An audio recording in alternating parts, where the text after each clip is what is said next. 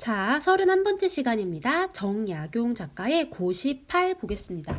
고시는 되게 여러, 고시 3, 5, 8 여러 가지가 있는데, 이 고시는 무슨 뜻이냐면, 그 한시 갈래의 그 이름이에요. 여기 보시면 고시는 고대의 시, 즉 고체시라는 뜻이다. 고체시라는 거는 좀 자유로운 형식의 한시다. 이렇게 보시면 돼요. 그래서 갈래는 고시고 이게 좀 연작이에요. 이렇게 쭉 이어지는데 여기 고시 8 같은 경우는 우리가 앞에서 봤던 산민 있죠. 김창엽 작가의 산민이랑 굉장히 비슷합니다.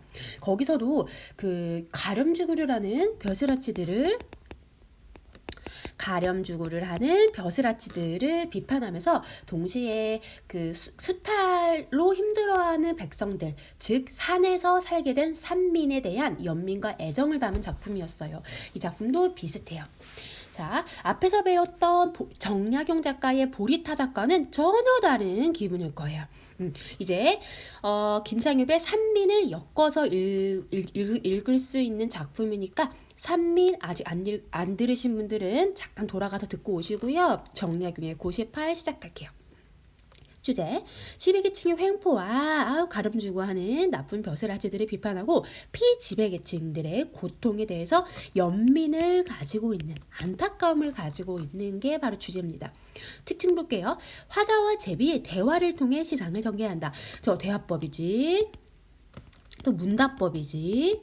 이거는 김창엽 작가의 그 산민이라고 굉장히 비슷한 거예요. 대화하고 문답하고. 그러면 어디가 퀘스천이고 어디가 대답인지를 찾으셔야 돼요. 그래서 여기 따옴표 표시가 이제 안 되어 있는 그 부분도 있고, 따옴표 표시가 되어 있는 그 번역본이 문제집이 나오는 경우도 있어요. 여기 EBS에서는 따옴표가 없는 부분이 나왔어요. 그러니까 내가 스스로 어디가 질문이고 어디가 제비의 대답인지를 찾으셔야겠죠. 다만 김창엽의 산민과 다른 점이 하나 있다면, 여기는 그 산민은 화자랑 안악내가 대화를 했잖아요. 여기는 제비가 대화를 해요. 여러분, 제비는 동물이죠. 동물이 대화할 수 있나? 없죠. 동물을 인간처럼 표현하고 있다는 거야. 의인법이라고 보시면 되겠습니다. 화루법도 안 되지. 왜냐면 제비는 이미 살아있는 생물이기 때문에 그 동물을 사람처럼 표현하고 있다. 의인법 보시면 되고요. 우의적 표현을 사용했다라고 하는데요. 우의는 뭐냐면 여기 밑에 지식 더하기 잠깐 볼게요. 우의적이라는 건 뭐냐면 돌려 말하는 거거든. 돌려 말하는 건데 어떻게 돌려 말해? 다른 자연이나 사물을 활용해서 돌려 말해요. 예를 들어서 우리가 나쁜 사람들을 표현할 때, 예를 들어서 되게 호랑이 같다, 되게 약탈하는 사람들이다, 이렇게 표현한다고 생각을 해보시면 이런 게 바로 우위성이 되는 거예요. 내가 직접적으로 그 인간들을 비판하기에는 조선시대 특히 그런 높은 사람들, 벼슬아치들, 이런 사람들을 저 원님 완전 싸가지 없어 이렇게 하면 너무 위험하기 때문에 그 사람을 다른 동물로 바꾸는 거예요. 예를 들어서 두꺼비, 이렇게 욕심 많은 두꺼비의 모습으로 그 벼슬아치들을 표현한다는 거. 근데 이렇게 자연이나 사물을 활용해서 그 작가가 비판하고자 하는 이 인물을 대표하게 되는 것, 이런 것들을 바로 우의적이라고 합니다. 우의는요, 일단 돌려 말하는 거예요. 돌려 말하기야. 이렇게 직접적으로 말하는 게 아닙니다. 근데 직접적으로 말하면은 약간 문학 안 가지 않아? 자, 그러니까 돌려 말하기 하는 거다. 이제 이렇게 우의성을 가지고 있으면 첫 번째로 뭐냐면 효과가 1번 문학적 함축성이 높아져요. 문학은 있는 그대로 말하는 문학이 아니에요. 좋아해, 사랑해 이렇게 말하면 문학이 아닙니다. 다른 말로 표현할 수 있어야 돼. 하늘의 달을 보니 너를 떠올려 이러면 왜 달을 보고 나를 떠올리지? 라고 하면 혹시 나한테 관심 있나? 이렇게 생각할 수 있겠죠. 이렇게 돌려 말한다는 게 바로 문학의 함축성이에요. 단어가 사전적 의미만 가지고 있는 게 아니라 그 이외에 확장되어서 이해될 수 있다는 거. 맥락에 따라서 단어의 의미가 함축적으로 또 다른 상징을 지닐 수 있다는 거. 그게 문학의 매력이고 문학의 함축성이라고 하거든요. 돌려 말하면 문학의 함축성이 높아진다는 거예요. 아마 여러분은 이것 때문에 문학을 싫어할 수도 있겠죠. 눈에 바로 안 보인다고 왜 이렇게 말을 돌려서 하냐고. 하지만 이게 문학의 특징이다. 근데 두 번째는 뭐냐면 얘가 조선시대의 작가라는 걸 생각해 보세요. 높은 사람들 비판했다가 어떻게 하려고? 잡혀가면 어떡해요? 그래서 이런 거를 사회적인 제약을 피할 수 있다라고 표현해요. 그러니까 이런 거죠. 내가 막 누군가를 비판할 때 막 와가지고 너 왜 우리 마을의 원님을 비판하냐라고 이렇게 따지면 아닌데요? 저는 두꺼비에 대해 글을 썼는데요? 이렇게 말할 수 있잖아요. 그래서 약간 좀 피해갈 수 있다? 좀 피해갈 구멍을 만들었다? 이렇게 보시면 되겠네요. 그러면 여기서 나쁜 사람과 착한 사람이 누굴까? 3번 갈게요. 황새와 뱀을 제비의 대립적 이미지로 활용했다. 누가 힘이 없어 보여요? 누가 힘이 세 보여? 황새와 뱀이 바로 탐관오리를 의미하고요. 이 제비가 고통받는 백성을 뜻합니다. 얼마나 착취를 했는지 이 황새랑 뱀이 제비를 못살게 굴고 있어요. 자, 시로 한번 가보겠습니다. 제비 한 마리 처음 날아와. 이 제비 힘없어. 자, 지지배배 그 소리 그치지 않네. 음성상징어. 그러니까 이 사람은 이 제비 소리를 듣고 시를 쓴 거야. 그러니까 여기서는 시작의 동기가 제비 소리일 거예요. 제비 소리를 듣고 지지배배 이렇게 하니까 무슨 할 말이 나한테 많은가? 나한테 무슨 말을 하고 있는 거 아닌가 이 제비가? 이렇게 생각하면서 혹시 힘없는 백성들이 제비로 표현해보면 어떨까? 되게 좀 제비 같다. 이게 힘이 없고 지지배배 할 말이 많고 그런 모습을 보면서 힘없는 백성 같구나 라고 생각해서 아마 이 시를 썼겠죠. 동물이 하는 소리이기 때문에 내가 분명히 그게 무슨 뜻인지는 알 수 없다 그래. 분명히 알 수는 없는데 집 없는 서러움을 호소하는 것 같다. 그러니까 바로 이분 시작의 동기. 집 없는 서러움. 자, 제비는 집이 없대. 자, 제비의 특성은 뭐예요? 제비 불쌍한 사람, 농민들, 힘없는 백성들, 집이 없다. 집이 없다. 그리고 이 사람은 그 감정이 어떻다? 서러움을 느끼고 있다.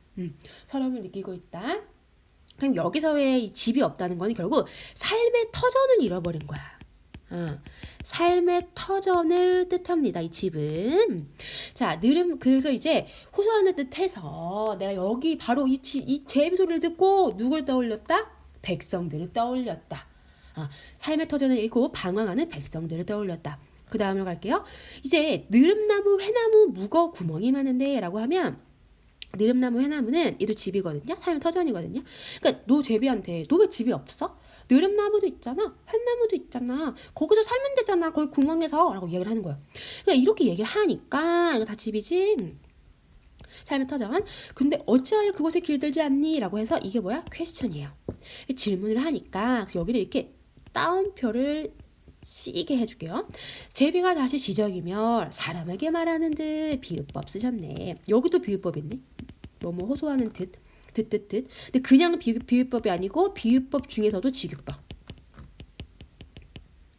그죠? 비유법 중에서도 직유법. 비유법은 여러 가지가 있잖아요. 비유법은 여러분 잠시 얘기해 줄까? 밑에 쓸게요. 비유법 1번 직유. 괜찮죠? 2번 은유. A는 B다. 직유는 뭐뭐처럼, 뭐뭐 듯이, 뭐뭐인 양 이렇게.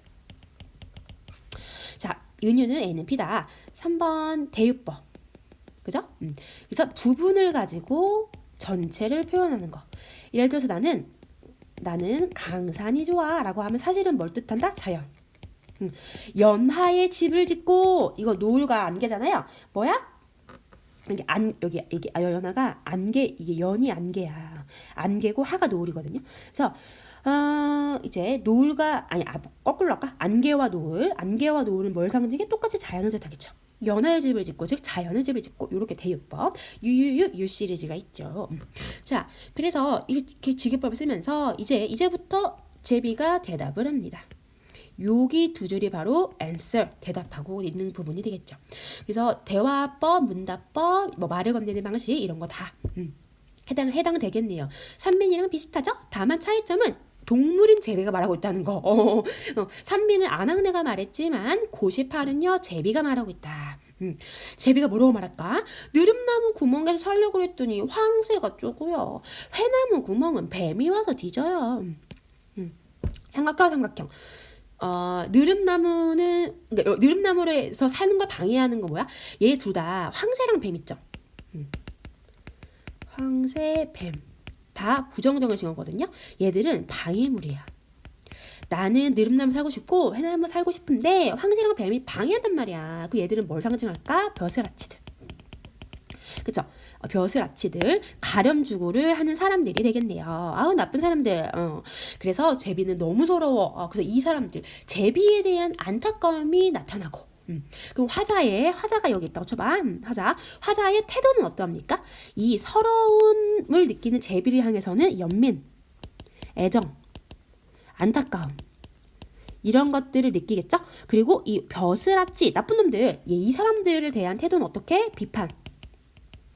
비판이 되겠죠. 그래서 이렇게 현실을 고발하는 작품이 있을 때는 고통받는 계층이 나왔을 때 그 계층을 향한 화자의 태도는 항상 연민, 애정, 안타까움입니다. 관심 없으면 이런 시도 안 써요. 자, 그러면 또 제비는 또 날개가 있잖아. 제비가 막 떠돌아다니잖아요. 근데 지금도 오늘날에도 아파트 근처에 전봇대 같은 데 있잖아. 그런데 제비가 집을 지으면 아이고 너무 위험하거든요. 합선될 수 있어서 제비 집을 부셔버려요. 그래도 슬픈 일이 있어. 얘는 현대사회에도 막 떠돌아다니는 사람인 거야. 제비가 자기 집이 없는 거예요. 내 집 마련을 안정적으로 못해서. 그래서 당시 조선 후기에 집 없이 떠돌아다니는 이제 가엾은 백성들을 보면서 정약용이 쓴 한시입니다. 자, 그러면 이렇게 여기서의 특징은 우위성 있잖아요. 이 우위성 얘기 좀만 더 해볼게. 자, 그러면 여기서 비판한다 그랬죠. 그러면은 우위적으로 비판하고 있잖아요. 그러면 이거 어떻게 돼? 다른 말로 비판하는데 어떻게 비판해? 우위적으로 비판하고 풍자적으로 비판하는 거예요. 좀 웃기지 않아요? 왜냐면 제비가 막 대답한다는 게 좀 재밌지 않아요? 그래서 이거는 풍자하고 있는 건데 현실을 비판하고 있는 거야. 그러니까 이게 부당한 현실을 그러니까 우위적으로 이 비판하면은 풍자를 하게 되는 겁니다. 여기 잠시 현관배치로 갈까? 자, 우위는 뭐야? 다른 사물에 빗대어 비유적인 뜻을 나타내거나 대상을 풍자하거나 그런 거. 이렇게 연결하면 되겠죠. 풍자적으로 표현하고 있다. 자, 그러면 이게 황새나 뱀은 당시의 사회상, 여기에 반영된 시대상, 우리 앞에서 산민도 했고 이제 해서 아시겠지만 가렴주구, 그리고 수탈, 그리고 횡포, 갑질을 난리도 아니었어요. 이런 상황에 대해서 이렇게 이런 시대상을 반영을 하면서 어떻게 이 세태, 이 거지 같은 현실을 풍자하고 있다. 세태를 풍자하고 있다. 이렇게 보시면 되겠네요. 그래서 여기는 제비와 화자의 대화체를 통해서 세태를 풍자하고 있다. 이렇게 연결해서 보시면 되겠습니다. 자, 32번 1번째 작품 고시8 마칠게요.